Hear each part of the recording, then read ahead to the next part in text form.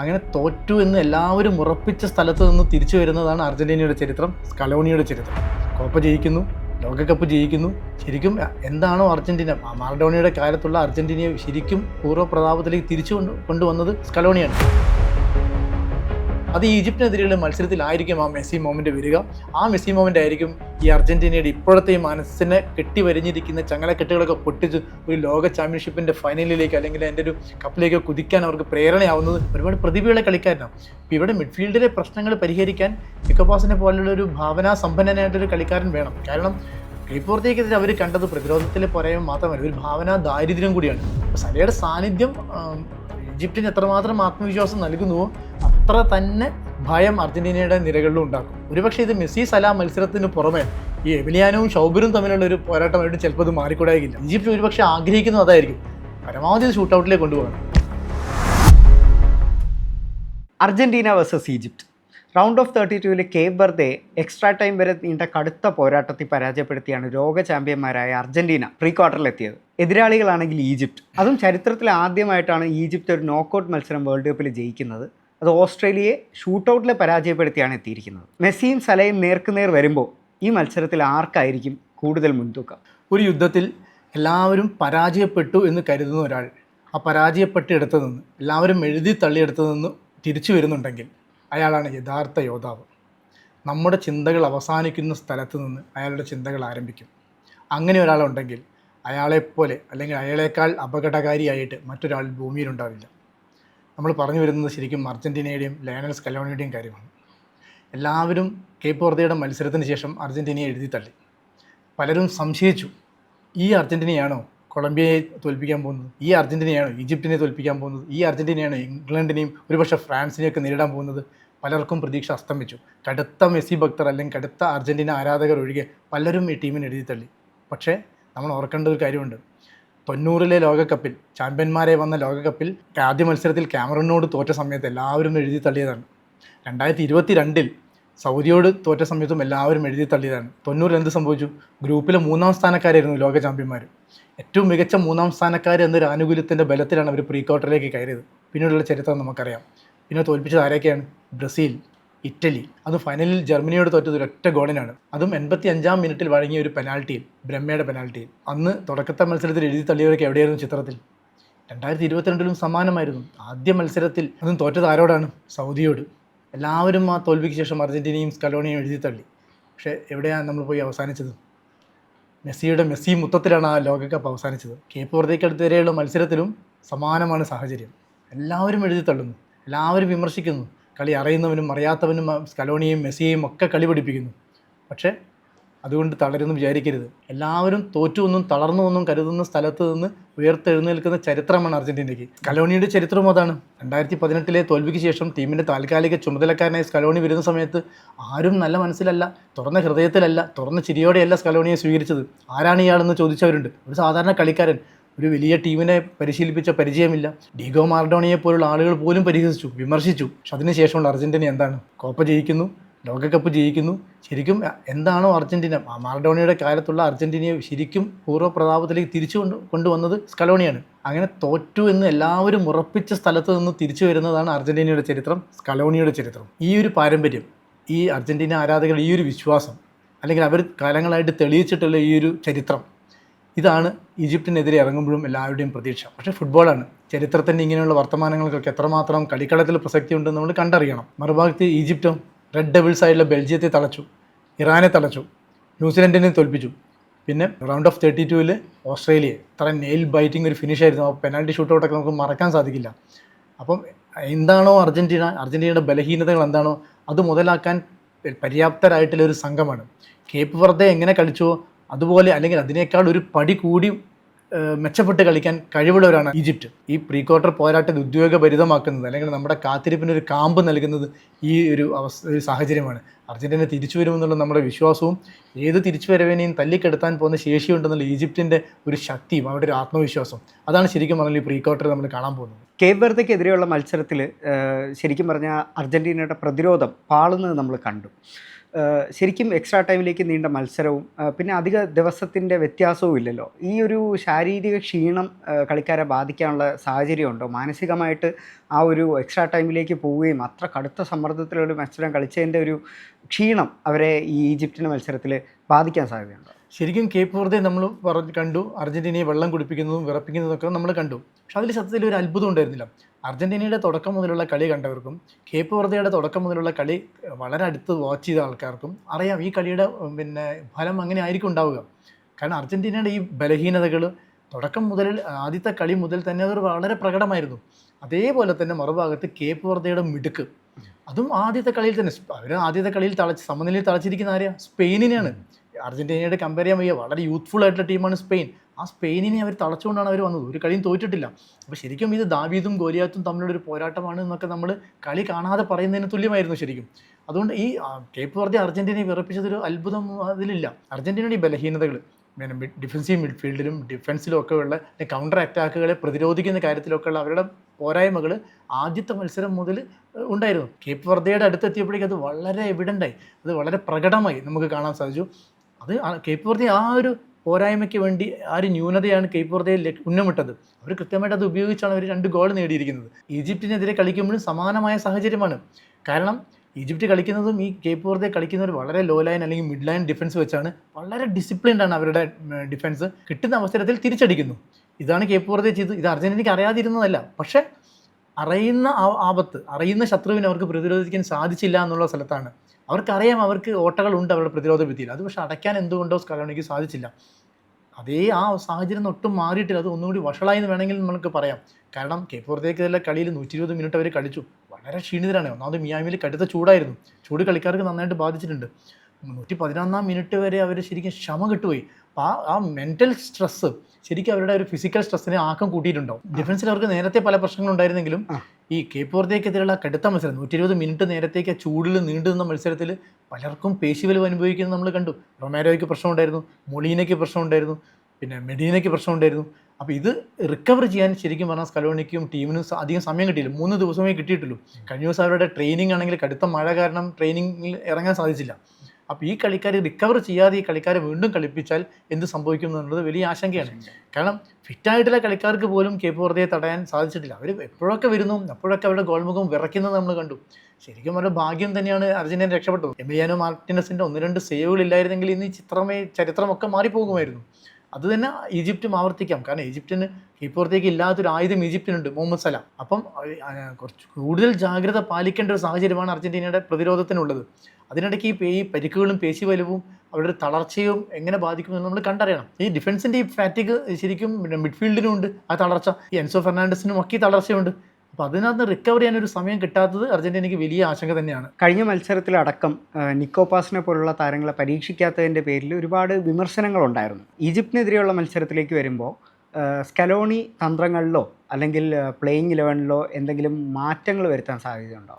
അത് നമ്മൾ ലോകകപ്പിന് തുടക്കം മുതലേ പറയുന്നൊരു വിഷയമാണ്. കഴിഞ്ഞ ലോകകപ്പിന് ടീമിന് ഏതാണ്ട് അതേ ടീമിനെയാണ് സ്കലോണി ഇത്തവണ കൊണ്ടുവന്നിരിക്കുന്നത്. അത് വേണമായിരുന്നു എന്നുള്ളൊരു ചോദ്യമുണ്ട്. കാരണം ലോകകപ്പ് നേടിയ ടീമാണ്. അപ്പോൾ അവരെ ഒരു പക്ഷേ ഡിസ്റ്റർബ് ചെയ്യാൻ പിന്നെ സ്കലോണിക്ക് ഒരു ചെറിയൊരു ബുദ്ധിമുട്ടുണ്ടോ? പക്ഷേ ഇതിൽ ഫുട്ബോൾ എന്ന് പറഞ്ഞാൽ സൗന്ദര്യം മാത്രമല്ല, ക്രൂരമായൊരു മത്സരം കൂടിയാണ്. അവിടെ ജയിച്ചേ പറ്റൂ. അവിടെ ഈ കടപ്പാട് ഇതിനൊന്നും അത്ര സ്ഥാനം ഉണ്ടോ നമുക്കറിയില്ല. പുതിയ ആളുകളെ ശരിക്കും പറഞ്ഞാൽ കണ്ടെത്തേണ്ടതായിരുന്നു. ഒരുപാട് കളിക്കാരെ ഒഴിവാക്കി. ഇപ്പോൾ ഗർണാച്ചോയെ പോലുള്ളൊരു കളിക്കാരനെ ഒഴിവാക്കിയത് ശരിക്കും നമുക്ക് അറിയാനുണ്ട്. കാരണം ഏഞ്ചൽ ഡി മരിയയ്ക്ക് ഒരു പകരക്കാരനെ ഇപ്പോഴും കണ്ടെത്താൻ സാധിക്കുന്നില്ല. എൽമേഡയ്ക്കൊന്നും ആ ഏഞ്ചൽ മരിയയുടെ 7 എത്താൻ സാധിക്കുന്നില്ല. അവിടെ വിങ്ങിലെ വേഗത കുറഞ്ഞതാണ് ശരിക്കും പറഞ്ഞാൽ ഈ അർജന്റീനയുടെ ആക്രമണങ്ങളുടെ മുഴുവൻ മുനയൊടിയാൻ കാരണം. ഇപ്പോൾ കേപ്പ് വെറുതെക്കെതിരെയുള്ള കളിയിൽ അവർ ശക്തരായിട്ടുള്ള അവരുടെ സെൻട്രൽ ഡിഫൻസിനെയാണ് ഇവർ മൈതാനം മധ്യത്തിലൂടെ മുഴുവൻ ആക്രമിക്കാൻ ശ്രമിച്ചുകൊണ്ടിരിക്കുന്നത്. അവിടെയാണ് ഏറ്റവും ബലമുള്ള കല്ലുകൾ അവർ വെച്ച് മതിൽ കെട്ടിയിരിക്കുന്നത്. അതിനെ എത്ര തകർക്കാൻ ശ്രമിച്ചാലും തകരില്ല. അവർക്ക് സാധിക്കുമായിരുന്നു വിങ്ങുകളിൽ കൂടിയുള്ള ആക്രമണം. അവിടെ ഡിമരിയെ പോലൊരു ആളില്ലാത്ത ശരിക്കും അവർ അറിഞ്ഞു. ഈ കളിക്കാരെ എന്തുകൊണ്ട് തന്നെ പുതിയ കളിക്കാരെ ഉൾപ്പെടുത്തുന്നില്ല, അവരെ ഉപയോഗിക്കുന്നില്ല എന്നുള്ളത് ഒരു വലിയ വിഷയം തന്നെയാണ്. അവർക്ക് ഓപ്ഷൻ ഇല്ലാത്തൊരു വിഷയമില്ല. അവർ ടഗ്ലിയാഫിക്ക ആദ്യ കളിയിൽ കളിക്കാത്ത ടഗ്ലിയാഫിക്ക പിന്നീട് വന്നു. പിന്നെ അവർക്ക് ബെലർഡി ഉണ്ട്, സെനസി ഉണ്ട്, ബാർക്കുണ്ട്. ബാർക്കൊക്കെ ലെഫ്റ്റ് വിങ്ങിൽ നന്നായിട്ട് ഉപയോഗിക്കാവുന്ന കളിക്കാരാണ്. വിങ് ബാക്കിൻ്റെ കാര്യം എടുത്താൽ അത്രയും നല്ല ചെറുപ്പക്കാരുടെ നിരയുണ്ട്. അവരെ ഉപയോഗിച്ചിട്ടില്ലെങ്കിൽ ഒരു പക്ഷേ ഇവർക്കൊക്കെ കഴിഞ്ഞ ലോകകപ്പിന് ശേഷം 4 വയസ്സ് കൂടിയ ആൾക്കാരാണ് പിന്നെ ലിസാൻഡ്രോ മാർട്ടിനസ് ആണെങ്കിലും പിന്നെ റൊമേരോ ആണെങ്കിലും അതുപോലെ ടാഗ്ലിയോഫിക്കോ ഒക്കെയാണ് പ്രായം കൂടി കഴിഞ്ഞു. അപ്പോൾ അവരെ ഒരുപക്ഷെ ഇവരെ ഈ കൗണ്ടർ അറ്റാക്കുകൾ ഇവർ എത്രമാത്രം പ്രതിരോധിക്കാൻ സാധിക്കും എന്നുള്ളത് സംശയമാണ്. കീപ്പുറത്തേക്ക് ഇതുവരെ കണ്ടു ഇവർ മുന്നോട്ട് കയറി നീക്കങ്ങൾ ആസൂത്രണം ചെയ്യുന്നവരാണ് റൊമേരോവും ലിസാൻഡ്രോ മാർട്ടിനസ് ഒക്കെ. ലിസാൻഡ്രോനെ ശരിക്കും നമ്മൾ കൈയ്യടി കൊടുക്കണം, കാരണം കഴിഞ്ഞ തവണ കീപ്പുറത്തേക്കെതിരെ നേടിയ 2 ഗോളുകളും പാസുകൾ വന്നിരിക്കുന്ന ലിസാൻഡ്രോയുടെ കാര്യം നിന്നോ. അതാ മെസ്സിക്ക് കൊടുത്തൊരു ഗോള്, ഗംഭീരമായ ഗോളാണ്. നമ്മൾ മെസ്സിയെ എപ്പോഴും പറയും, കൈയ്യടി മുഴുവൻ മെസ്സിക്ക് കൊടുക്കും. പക്ഷെ ആ മെസ്സിക്ക് മാത്രമല്ല, മൈതാന സെൻട്രൽ സർക്കിളിൽ നിന്ന് എടുത്ത പന്ത് എത്ര സമർത്ഥമായിട്ടാണ് മെസ്സിക്ക് കൊടുത്തിരിക്കുന്നത്. അത് ലിസാൻഡ്രോൻ്റെ കൈയ്യടി കൊടുത്തേ പറ്റും. അപ്പോൾ അത്ര നന്നായിട്ട് ആക്രമണങ്ങൾ ചിട്ടപ്പെടുത്തുന്ന ഒരാളാണ്. പക്ഷെ അതിൻ്റെ ഒരു ദോഷം എന്താണെന്ന് വെച്ചാൽ ഈ സെൻട്രൽ സർക്കിളിൽ നിന്നും അതിനപ്പുറത്തേക്കും സെൻട്രൽ ഡിഫൻഡർ കയറുന്ന സമയത്ത് ഏത് നിമിഷം വേണമെങ്കിലും അവരുടെ പ്രത്യാക്രമണം പൊട്ടിപ്പുറപ്പെടാം. ആ സമയത്ത് തിരിച്ചിറങ്ങുക പറഞ്ഞാൽ അത്ര എളുപ്പമുള്ള കാര്യമില്ല. അത് സാധിച്ചിട്ടില്ല കൈപ്പുറത്തേക്കെതിരെ. ഈജിപ്തിനെതിരെ അതേ വിഷയമുണ്ട്, അതേ സമാനമായ രീതിയിൽ കളിക്കുന്നവരാണ് ഈജിപ്ത്. മാത്രമല്ല വേറൊരു വിഷയം എന്ന് പറഞ്ഞാൽ ഇവിടെ പ്രത്യാക്രമണം നടത്തുന്നത് നിസ്സാരക്കാരനല്ല, സലയാണ്. സല പക്ഷേ ചെറിയൊരു ദോഷമുണ്ട്, കാരണം പരിക്കൊരു വിഷയമുണ്ട്. പക്ഷേ ഈ സലയെ എങ്ങനെ പിന്നെ പിടിച്ചു നിർത്തും എന്നുള്ളത് വലിയ വിഷയമാണ്. ഈ ലിസാൻഡ്രോനാണെങ്കിലും അതുപോലെ റൊമേരോയ്ക്കും മൊളീനയ്ക്കും ഒക്കെ സലയെ പിടിച്ചു നിർത്തുന്നത് വലിയ പണിയാണ്. അവർ പിടിച്ചു നിർത്തുന്നത് പറഞ്ഞാൽ അവർ തിരിച്ചു വന്നിട്ട് ഇറങ്ങണം. പിന്നെ അവിടെ സെൻട്രൽ മിഡ്ഫീൽഡറും ഡിഫൻസീവ് മിഡ്ഫീൽഡറും വലിയ വീഴ്ചകൾ ഈ കേപ്പുറത്തേക്ക് ഇതുവരെ കണ്ടു. ആ ഓട്ടകളൊക്കെ അടച്ചിട്ടില്ലെങ്കിൽ, ആ ക്ഷീണിച്ച കാലുകളൊന്നുകൂടി ബലപ്പെടുത്തിയിട്ടില്ലെങ്കിൽ വലിയ അപകടത്തിലേക്ക് അർജന്റീന വന്ന് ചാടും വീണ്ടും. അതേപോലെ മിഡ്ഫീൽഡിലും പ്രശ്നമുണ്ട്. മിഡ്ഫീൽഡ് അവർക്ക് പോരായ്മകളുണ്ട് എന്ന് പറയുന്ന സമയത്ത് തന്നെ അവർ കാര്യമായിട്ട് ഉപയോഗിക്കാത്ത ആൾക്കാരുണ്ട്. നിക്കോപാസ് ഉണ്ട്. നിക്കോപാസിനെ ജോർദനെതിരെയുള്ള കളിയിൽ ഉപയോഗിച്ചെങ്കിലും കാര്യമായിട്ട് പിന്നെ കളിക്കാൻ സാധിച്ചിട്ടില്ല. പക്ഷേ നിക്കോപാസ് ഒരു കഴിവുള്ള കളിക്കാരനാണ്, ഒരുപാട് പ്രതിഭയുള്ള കളിക്കാരനാണ്. അപ്പോൾ ഇവിടെ മിഡ്ഫീൽഡിലെ പ്രശ്നങ്ങൾ പരിഹരിക്കാൻ നിക്കോപാസിനെ പോലുള്ള ഒരു ഭാവനാസമ്പന്നനായിട്ടൊരു കളിക്കാരൻ വേണം. കാരണം കീപ്പുറത്തേക്കെതിരെ അവർ കണ്ടത് പ്രതിരോധത്തിലെ പോരായ്മ മാത്രമല്ല, ഒരു ഭാവനാ ദാരിദ്ര്യം കൂടിയാണ്. പന്തുമായിട്ട് ചെന്ന് കഴിഞ്ഞിട്ട് എന്ത് ചെയ്യണം എന്നറിയാതെ ഒരു വലിയ മതിലിന് മുന്നിലെത്തിയിട്ട് ഞങ്ങൾ ഈ മതിൽ എങ്ങനെ കയറും എന്ന് ആശങ്കപ്പെട്ട് നിൽക്കുന്ന ആളുകളെയാണ് നമ്മൾ ശരിക്കും കേപ്പുറത്തേക്കെതിരെ കണ്ടത്. മെസ്സിക്ക് പോലും വലിയൊരു ഇന്ദ്രജാലങ്ങൾ, വ്യക്തിപരമായിട്ട് ഡ്രിബിളിങ്ങിലൊക്കെ ഒരു ഇന്ദ്രജാലങ്ങൾ കാണിക്കാൻ സാധിച്ചിട്ടില്ല. സാധാരണ മെസ്സിക്ക് ഒരു വലിയ സ്പേസ് കൊടുത്താണ് അർജന്റീനയുടെ മിഡ്ഫീൽഡർമാർ കളിക്കുക. ആ തന്ത്രം മറഞ്ഞുകൊണ്ട് തന്നെ കേപ്പുറത്ത് എന്ത് ചെയ്തു, അവർ വലിയൊരു ആൾക്കൂട്ടത്തെ മെസ്സിക്ക് ചുറ്റും നിർത്തി. മെസ്സിക്ക് അടുത്തടുത്തല്ല, മെസ്സിയുടെ ചുറ്റും 4-5 പേർ മെസ്സിയിലേക്ക് വരുന്ന ഏത് പന്തിനെയും നേരിടാൻ തയ്യാറായിട്ട് 4-5 പേരെ അവിടെ നിർത്തിയിരിക്കുന്നു. മാത്രമല്ല മെസ്സിയുടെ വെട്ടിത്തിരിയലുണ്ട്, അതാണ് ഏറ്റവും വലിയ അപകടം. മെസ്സിക്ക് വെട്ടിത്തിരിയാൻ ഒരു അവസരം, ഒരു സ്പേസ് കൊടുക്കാതെയാണ് ഇവർ കളിച്ചിരിക്കുന്നത്. ഇതിന് ബദലായിട്ട് കളിക്കേണ്ടവരായിരുന്നു ശരിക്കും അൽമാഡിയോ അല്ലെങ്കിൽ ലൗട്രോ മാർട്ടിനസും ഒക്കെ. പക്ഷെ അവർക്കത് സാധിച്ചില്ല. അപ്പോൾ മെസ്സിയെ ഇവർ മാർക്ക് ചെയ്ത സമയത്ത് ഇവരുടെ ഭാവന ഉണരണമായിരുന്നു, അത് ഉണർന്നില്ല. അപ്പം അത് വലിയ ചോദ്യചിഹ്നമാണ് ശരിക്കും. ഹുലിയൻ ആൽവാരസ് ഒക്കെ പരിക്കുന്ന പൂർണ്ണമായി തിരിച്ചു വന്നു എന്നുള്ള സംശയമൊക്കെ നമുക്കുണ്ട്. അവരൊക്കെ കളിക്കുന്നുണ്ട്, പന്തുമായിട്ട് ഓടുന്നുണ്ട് എന്നല്ലാതെ. അതുകൊണ്ട് കാര്യമില്ല. ഇതിലെവിടെയെങ്കിലും ഒരു ഭാവന വരണം, ഒരു എക്സ്ട്രാ ഭാവന വന്നെങ്കിൽ മാത്രമേ അവിടെ ഗോളുകൾ നേടാൻ സാധിക്കുള്ളൂ. അതിപ്പോൾ നിക്കോപാസിന് അത് സാധിക്കുന്ന കളിക്കാരൻ, സ്ട്രീറ്റ് ഫുട്ബോളറാണ്. കാരണം തെരുവിൽ കളിച്ച് വളർന്നു, മാറഡോണിയൊക്കെ പോലെ തെരുവിൽ കളിച്ച് വളർന്ന ആളാണ് നിക്കോപാസ്. ഒരുവിധപ്പെട്ട ഫിസിക്കൽ ഗെയിമൊക്കെ അതിജീവിക്കാൻ ശേഷിയുള്ള ഒരാളാണ്. അപ്പം മിഡ്ഫീൽഡിൽ നിക്കോപാസിനെ പോലെ ഒരാളുടെ സമ്മർദ്ദം ഉണ്ടെങ്കിൽ മെസ്സി കുറച്ചുകൂടി ഫ്രീ ആവും, ഒരു കുറച്ചുകൂടി സ്പേസ് കിട്ടും, കുറച്ചുകൂടി നന്നായിട്ട് ആക്രമിക്കാം. തുടക്കത്തിൽ 1-2 ഗോൾ അടിച്ചെങ്കിൽ മാത്രമേ അർജന്റീനയ്ക്ക് ഈജിപ്തിനെ അവരുടെ പിന്നിലേക്ക് തന്നെ പിടിച്ചു നിർത്താൻ സാധിക്കുള്ളൂ. മത്സരം കേപ്പുറത്തേക്കെതിരെ കണ്ട പോലെ ഹാഫ് ടൈമിന് ശേഷം ഒരു 70 മിനിറ്റിലേക്കൊക്കെ നീണ്ടുപോയാൽ അർജന്റീന അക്ഷമരാവും. ഈ അർജന്റീനയുടെ അക്ഷമയാണ് ശരിക്കും ഈജിപ്ത് കാത്തിരിക്കുന്ന നിമിഷം. അങ്ങനെ അക്ഷമരായാൽ മാത്രമേ അവർ അതിൽ നിന്ന് തെറ്റുകൾ വരുള്ളൂ. അർജന്റീനയുടെ തെറ്റുകളാണ് ഇവരുടെ ചൂണ്ടയിൽ കൊടുത്താൻ പോകുന്നത്. എങ്കിൽ മാത്രമേ അവർക്ക് പ്രത്യാക്രമണങ്ങൾ നടത്താൻ സാധിക്കും. കേപ്പുറത്തേക്കെതിരെ കണ്ടു, അവസാനമൊക്കെ എങ്ങോട്ടൊക്കെ പന്തടിക്കുന്നു, ഫൈനൽ ബോളൊക്കെ ക്ലിയറിംഗ് ഒക്കെ വളരെ അപകടകരമായിട്ടായിരുന്നു. അതാണ് ശരിക്കും കേപ്പുറത്തേക്ക് നന്നായിട്ട് ഉപയോഗിക്കാൻ സാധിച്ചത്. നന്നായിട്ട് കയറാനൊക്കെ അവരെ സഹായിച്ചത് ഈ പിഴവുകളാണ്. പിന്നെ ഗെയിം കൂടുതൽ ഫിസിക്കലായി, അതാണ് ഇവർക്ക് പരിക്ക് വരാനും ഇത്രയും തളർച്ച വരാനൊക്കെ ഒരു കാരണം. ഈ അവസാന നിമിഷത്തെ അക്ഷമയാണ്. അത് ഈജിപ്തിനെതിരെ ആവർത്തിക്കാതിരുന്നാൽ അവർക്ക് മെച്ചമുണ്ടോ? അത് അറിയാം, സ്കലോണിക്ക് അത് കൈകാര്യം ചെയ്യാൻ അറിയാം. ഓരോ മത്സരത്തിൻ്റെ ഗൗരവത്തോടു കൂടിയും അതിൻ്റെ തന്ത്രത്തിനനുസരിച്ചായിരിക്കുമല്ലോ സ്വാഭാവികമായിട്ട് ഒരു കോച്ച് കൈകാര്യം ചെയ്യുക. കേപ്പുറത്തേക്കെതിരെ ഇത്രയും സമ്മർദ്ദം ഉണ്ടായിട്ടും ഉപയോഗിക്കപ്പെടാതെ പോയൊരു താരമാണ് സിമിയോണി വളരെ വേഗതയുള്ളൊരു കളിക്കാരനാണ്. കേപ്പുറത്തെ ഓവർലാപ്പ് ചെയ്ത് കയറുന്ന സമയത്ത് ഉണ്ടാകുന്ന ഗ്യാപ്പുകൾ തിരിച്ച് അതേപോലെ ഓടി കയറി വിടവുകൾ ഉണ്ടാക്കുകയും ആ വിടലിലൂടെ പന്ത് പായിക്കാനും സഹായിക്കുന്ന ആളാണ് സിമിയോണി. പക്ഷേ സിമിയോണി ഇറക്കിയില്ല. അതുപോലെ തന്നെ രണ്ടാമത്തെ കളിയിലെ ഗോൾ സ്കോററുടെ ലേ സെൽസോന് അത് ഗംഭീരമായ ഗോൾ, മെസ്സി പോലും എഴുന്നേറ്റ് നിന്ന് കൈയടിച്ചതായിരുന്നു ആ ഫ്രീ കിക്ക്. അതും പക്ഷേ ലേ സെൽസോനെ ഉപയോഗിച്ചില്ല. ഒരു പക്ഷേ അത് മുൻകൂട്ടി കണ്ട് പ്രീ ക്വാർട്ടറിന് വേണ്ടി ഉപയോഗിച്ചതാണെന്ന് നമ്മൾ വിചാരിക്കാം. ഈ തളർച്ച അറിയാത്ത യുവരക്തത്തെ അധികം എക്സ്പോസ്ഡ് ആവാത്ത കളിക്കാരെ ഉപയോഗിച്ചില്ലെങ്കിൽ കേപ്പുറത്തേക്കെതിരെ കണ്ട തെറ്റുകളൊക്കെ വീണ്ടും ഈജിപ്തിനെതിരെ ആവർത്തിക്കുന്നത് നമ്മൾ കാണേണ്ടി വരും. കാരണം മറ്റവരെല്ലാവരും പഠിച്ചു കഴിഞ്ഞു. ആൽവാരസിനാണെങ്കിലും മെസ്സി ആണെങ്കിലും പിന്നെ അൽമേഡ ആണെങ്കിലും പിന്നെ ഡീപോളിനെ ആണെങ്കിലും ഒക്കെ എതിരാളികൾ പഠിച്ചു കഴിഞ്ഞു. അവർക്ക് പഠിക്കാൻ അവസരം കിട്ടാത്ത ആളുകൾ എന്ന് പറഞ്ഞാൽ നിക്കോപാസും ബെലാഡിയും സിമിയോണിയും ലേസെൽസും ഒക്കെയാണ്. അപ്പോൾ അവരെ ഒരു പക്ഷേ അണിനിരത്തിയാൽ ഈജിപ്തിൻ്റെ തന്ത്രങ്ങളെ ഇവർക്ക് വെട്ടാൻ സാധിക്കുമായിരിക്കും. ഇപ്പോൾ മെസ്സി ലോകകപ്പിൽ തുടർച്ചയായിട്ട് 8ാം മത്സരത്തിലും ഗോളടിച്ച് ചരിത്രം സൃഷ്ടിച്ച് നിൽക്കുകയാണ്. ഓപ്പോസിറ്റ് സല വരുന്നുണ്ട്. ഇതൊരു ഇൻഡിവിജ്വൽ പോരാട്ടമായിട്ട് മാറുമോ? ഇവർ തമ്മിലുള്ള ഒരു ഡ്യുവൽ കാണാൻ പറ്റുമോ, സാധിക്കുമോ? ശരിക്കും രണ്ടുപേരും താരതമ്യങ്ങളില്ല. രണ്ടും വലിയ സ്ട്രൈക്കർമാരാണ്. ആ രാജ്യത്തിൻ്റെ പിന്നെ അഭിമാന സ്തംഭങ്ങളാണ്. പഴയ മെസ്സി അല്ല ഈ ലോകകപ്പ് കളിക്കുന്ന മെസ്സി, പഴയ സലയല്ല ഈ സല. കാരണം മെസ്സിക്ക് പ്രായം മെസ്സിയെ ബാധിച്ചിട്ടുണ്ട്. അത് ശരിക്കും നമ്മൾ സൂക്ഷിച്ച് നോക്കിയാൽ മെസ്സി ഗോളടിച്ചതൊക്കെ വലിയ നേട്ടമാണ്. പക്ഷേ മെസ്സിയുടെ നീക്കങ്ങളിൽ പഴയൊരു മെസ്സി മാജിക് നമ്മൾ കാണുന്നില്ല. നമ്മൾ ശരിക്കും കാത്തിരിക്കുന്നത് അങ്ങനത്തെ ഒരു മൊമെൻറ്റിനാണ്, ഒരു മെസ്സി മൊമെൻറ്റിന് ശരിക്കും നമ്മൾ കാത്തിരിക്കുന്നുണ്ട്.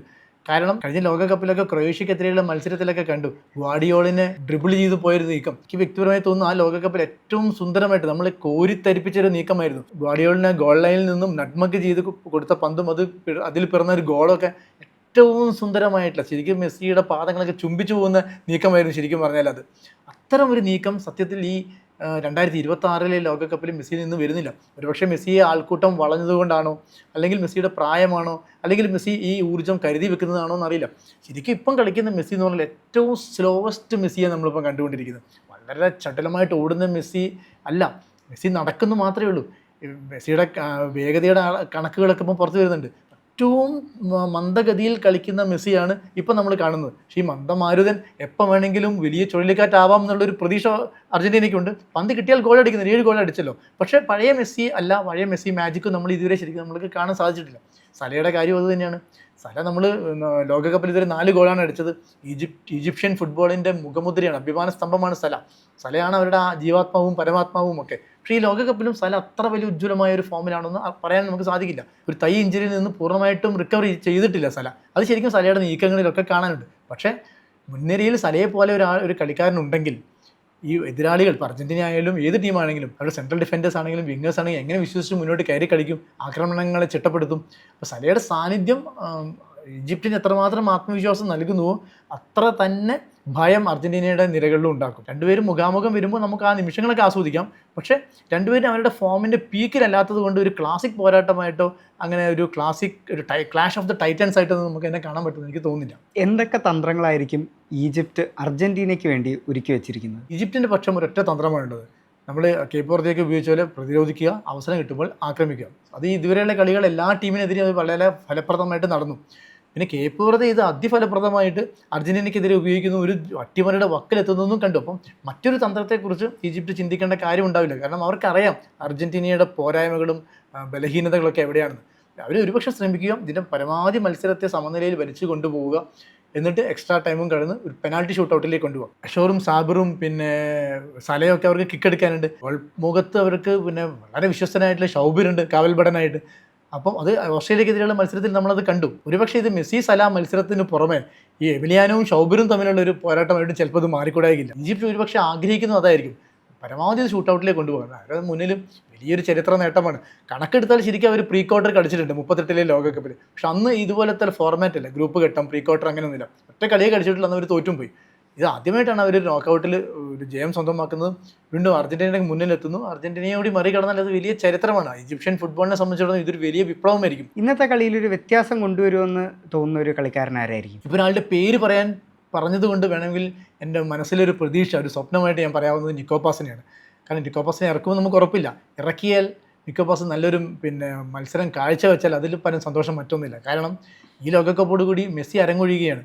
പക്ഷേ മെസ്സിക്ക് ശേഷവും അർജൻറ്റീന ഫുട്ബോൾ, നമ്മൾ സ്നേഹിക്കുന്ന അർജൻറ്റീന ഫുട്ബോൾ ഇതുപോലെ തുടരണമെങ്കിൽ, നമുക്ക് അർജൻറ്റീന ഫുട്ബോളിൻ്റെ സ്നേഹം തുടരണമെങ്കിൽ അവിടെ നല്ലൊരു താരം വേണം, നല്ലൊരു സൂപ്പർ സ്റ്റാർ വേണം. അതിന് കെൽപ്പുള്ള, അതിന് ഉള്ള വെടിമരുന്ന് കാലിൽ ആവാഹിക്കുന്ന ഒരു കളിക്കാരനാണ് നിക്കോപാസ്. അതൊരു പക്ഷേ സ്കലോണി തിരിച്ചറിയുമായിരിക്കും. തിരിച്ചറിവുകളുടെ ഒരാളാണ് സ്കലോണി. അപ്പം പ്രതീക്ഷിക്കുന്നത് നിക്കോപാസ് ഈ ഈജിപ്തിനെതിരെയുള്ള മത്സരത്തിൽ ഇറങ്ങുകയും എന്തെങ്കിലുമൊക്കെ അത്ഭുതം കാണിക്കുകയും ഒക്കെ ചെയ്യുമെന്നാണ്. പക്ഷേ ഇതൊക്കെ ഒരു ചോദ്യത്തിന് ഉത്തരമായിട്ട് പറയാവുന്നേ ഉള്ളൂ. യഥാർത്ഥത്തിൽ ഞാൻ കാത്തിരിക്കുന്നത് ഒരു മെസ്സിയുടെ ഒരു മാജിക്കൽ മൊമെൻറ്റിനാണ്. ഈ 2026 ലോകകപ്പിൽ നമ്മൾ അത്തരം ഒരു സ്വപ്നസുന്ദരമായ ഒരു മെസ്സിയിൽ നിന്നുള്ളൊരു നീക്കം നമ്മൾ ഇതുവരെ കണ്ടിട്ടില്ല. അങ്ങനെ ഒരു മെസ്സി മാജിക് എവിടെയോ ഉണ്ട്. അത് എന്ന് വരും എന്ന് മാത്രമേ നമ്മൾ കാത്തിരിക്കേണ്ട കാര്യമുള്ളൂ. എന്തായാലും അത് ഈജിപ്തിനെതിരെയുള്ള മത്സരത്തിലായിരിക്കും ആ മെസ്സി മൊമെൻ്റ് വരിക. ആ മെസ്സി മൊമെൻ്റ് ആയിരിക്കും ഈ അർജൻറ്റീനയുടെ ഇപ്പോഴത്തെ ഈ മനസ്സിനെ കെട്ടിവരിഞ്ഞിരിക്കുന്ന ചങ്ങലക്കെട്ടുകളൊക്കെ പൊട്ടിച്ച് ഒരു ലോക ചാമ്പ്യൻഷിപ്പിൻ്റെ ഫൈനലിലേക്ക് അല്ലെങ്കിൽ അതിൻ്റെ ഒരു കപ്പിലേക്ക് കുതിക്കാൻ അവർക്ക് പ്രേരണയാവുന്നത് ഒരുപക്ഷേ ഈ മാജിക്കൽ മൊമെൻ്റ് ആയിരിക്കും.